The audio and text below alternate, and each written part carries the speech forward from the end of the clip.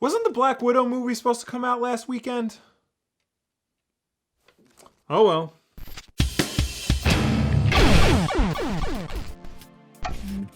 So yeah, before we all went on lockdown, the long-awaited solo Black Widow movie was supposed to have come out on May 1st, last Friday. I'm sure it would have been a very big hit, and we would have been talking about it a lot on this channel in some capacity. But that is obviously no longer the case. Black Widow is now coming out in November when Eternals was supposed to be coming out, and Eternals got shifted into next year. But then again, who even knows if we're going to be allowed back outside in November to see this movie? I'm sure there are many of you who are a bit disappointed that this movie got delayed. I get it. Black Widow was, of course, one of the most popular characters in the Marvel Cinematic Universe. She was, after all, their first major female superhero, and now she was finally getting her own solo film after years of playing second fiddle to all the boys. But now we're not getting the Black Widow solo movie. Now, to tide us over, I guess we're just gonna have to go on Disney Plus and just rewatch all the other movies that Scarlett Johansson's Black Widow has appeared in. Except for Infinity War, because that's still on Netflix until June. But I'm sure you've already seen those movies 100 times by now. So what's a Black Widow fan to do if they want a new adventure with their favorite Russian spy? Well, I don't know if you know this or not, but Marvel has actually been putting out Black Widow comic books since 1964.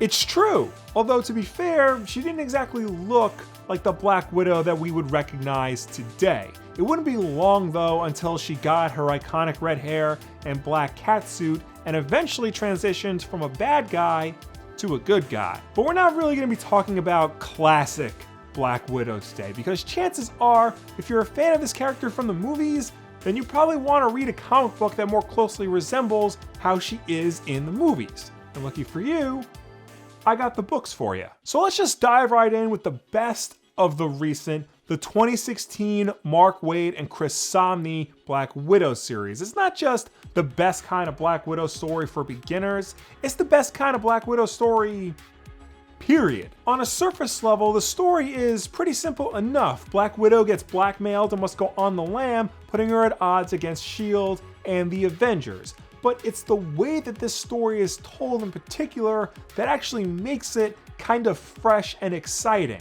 This series plays out more like a fast-paced action movie. Every panel just flows effortlessly into the next one. Every move of the characters is clean and vibrant, even when Samnee and colorist Matthew Wilson employ darker colors. There aren't even a whole lot of written words in this series. Waid just really lets Samnee do his thing. But that doesn't mean that there's no dialogue or thought, just what's there isn't wasted space. Every word is precise and serves a purpose. And Waid is sure to include plenty of references to things you may recognize from the movies, like the Red Room, but it doesn't overpower the story at all. It's not a very continuity heavy story. It's not really tied in to the larger going-ons of the Marvel comic book universe at the time it was written, or really the history of the Marvel comic universe at all. It's very easy to just pick up and read, and it's done after the 12 issues are done. I would suggest that you keep in mind that this is a very fast read. It's honestly one of the fastest comics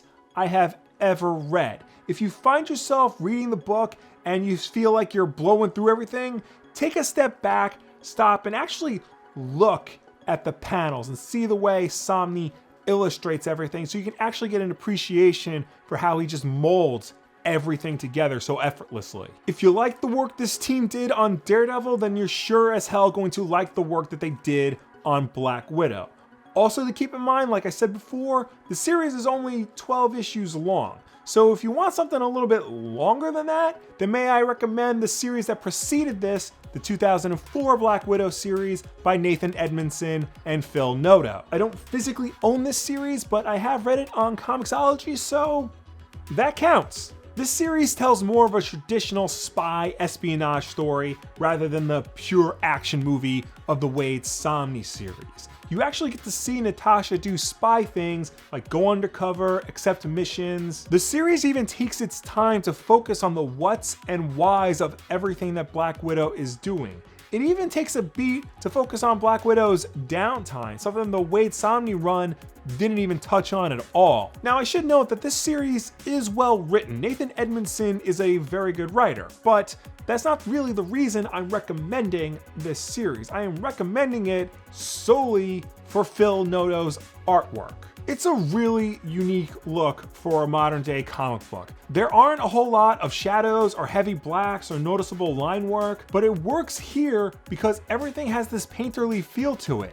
It's a little messy, but it adds to the frenetic nature of Black Widow's world. And I really appreciate the way Noto draws the title character herself. There's a naturalism to the way she looks, like she's an actual human being. A woman who has done this stuff day in and day out and has almost become numb to the whole extraordinary nature of her work.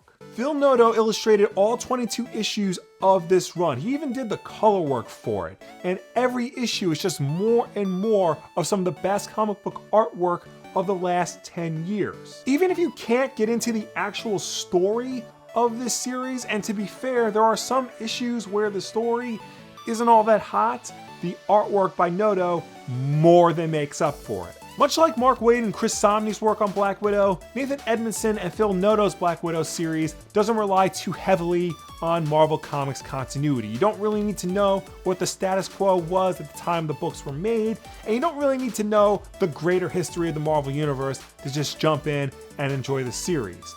But for a slight change of pace, for a series where Marvel Comics continuity is kind of important, and for a comic book that doesn't really feature Black Widow as the title character, may I present to you Ed Brubaker's Winter Soldier series. I know, this is a bit of a swerve. We're supposed to be talking about Black Widow here. What the hell are we doing bringing up good old Bucky? Well, in all honesty, Black Widow was a very important part of this story. She's the second main character of the series, and her character arc was just as big and important as Bucky's was. So I would consider this a Black Widow story if there ever was one. I mean, she's even made it to the cover of the trade. Now, like I said before, unlike the previous comics I talked about, this series is more or less tied into what was happening in the then current continuity of the Marvel Universe. And unfortunately, this book is actually a spin-off of the then recent event series in 2011, Fear Itself. I say unfortunately because Fear Itself kind of sucked. But lucky for us, this series deals with it in a very smart and interesting way and quickly moves past it to deliver a far better reading experience. This story sees Bucky and Widow go deep undercover to try and stop a new batch of Winter Soldiers from causing chaos all over the world. This brings the two super spies into contact with a whole host of Marvel characters, including Doctor Doom, Hawkeye, Wolverine, and even Captain America himself. Much of Brubaker's Captain America run dealt with reinterpreting the history of Cap and Bucky to present it in a darker light. And he continues that trend here by having both Bucky and Natasha confront their pasts and figure out how they can keep soldiering on with everything they've done and are now forced to do. And the artwork by Bruce Goosey and Michael Lark is very dark and moody, keeping with the Black Ops nature of the kind of story being told. If you're familiar at all with Ed Brubaker's legendary Captain America run, then you should feel right at home reading this story. Admittedly, it goes in a bit of a darker direction than the Captain America work, but it makes sense given the characters. It actually sometimes feels more in line with Brubaker's Image work like Criminal and Velvet. With regards specifically to Black Widow in this story, this series does a really good job of playing with the duality nature of her character. Remember, this is a character that started life as a bad guy, and the seeds of doubt as to whether or not you can trust her are always there, and this series plays with that beautifully. Bucky really does care for Natasha, but can he really fully trust her while he goes out on missions with her? What's going to happen if and when they eventually come to blows with each other? These are all questions that both characters actually ask themselves, and the resolution to it is both unsurprising yet still kind of heartbreaking. So no, this isn't a traditional Black Widow solo comic, but I would argue that it's as much of a Black Widow comic as it is a Winter Soldier comic. And to be fair, if you're familiar with Black Widow just from the movies, then you're probably familiar with her being the second main character in the film. So if you're familiar with movies like the Winter Soldier movie, if you really like that movie, then you'll feel right at home reading this. And I think that's a good place to leave this video right now. So there you have it, 3 excellent Black Widow comic books for you to read while you wait for the movie to eventually come out in theaters. If that's not enough for you, if you need more Black Widow comics to tide you over, then there's a wide selection of stuff that you can read. I just wanted to recommend what I think are the best. If you want to read something with the Yelena Belova Black Widow, the character that Florence Pugh is playing in the movie,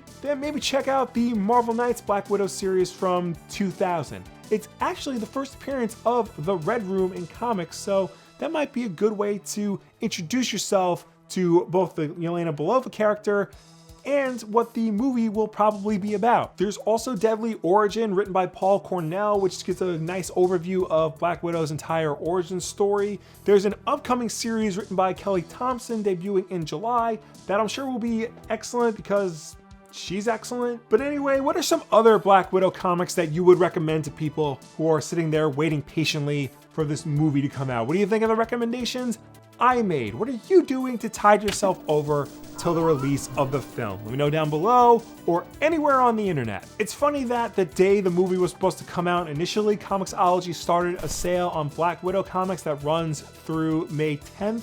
I guess they couldn't delay the sale, or things were already in place, they couldn't stop it. So if you act right now, you can get some good Black Widow comics on sale at Comixology if you prefer digital comics, including the ones I mentioned in this video. I will also have Amazon affiliate links to all of these comics in the description below if you want these Black Widow comics physically. And side note, I'm also going to put a link to Ed Brubaker's image series Velvet that he did with illustrator Stephen Epting. I mentioned it earlier, and it's really just basically off-brand Black Widow in the 60s, but it's just as good, if not better, than most official Black Widow story. So definitely check that out if you're done with the other official Black Widow stuff. And of course, don't forget that we have new videos on this channel every single Tuesday and Wednesday, with Wednesday night at 8 p.m. Eastern being Wulff Dan Live. So subscribe to see all of that, like this video, and share it with a friend who's really into sexy spy ladies doing sexy spy stuff. Not necessarily in a perverted way.